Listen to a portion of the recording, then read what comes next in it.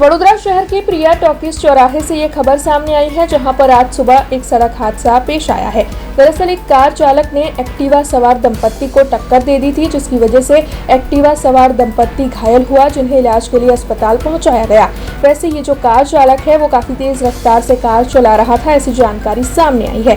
हालांकि आपको बता दें कि हादसे की वजह से वहां पर लोग जमा हो गए थे और लोगों की ओर से घायल दंपत्ति को अस्पताल पहुंचाया गया था।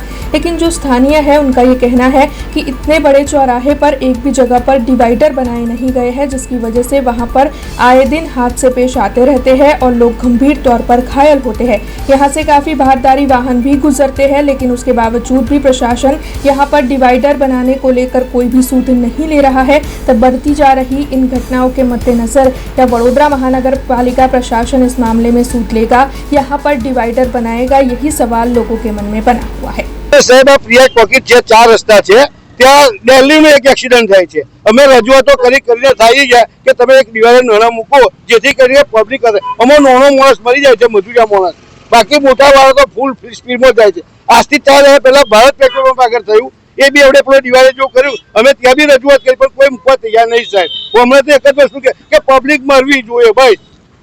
અત્યારે બનાવ બને સાહેબ, નજરે તમે જોઈ શકો છો, ગાડી કરી તો બાइक वाला बिचारो निर्दोष माणस मरी गयो छे અત્યારે साहेब। हमसे जुड़े रहने के लिए हमारे YouTube चैनल को सब्सक्राइब करें और नई वीडियो की नोटिफिकेशन के लिए बेल आइकॉन को दबाएं।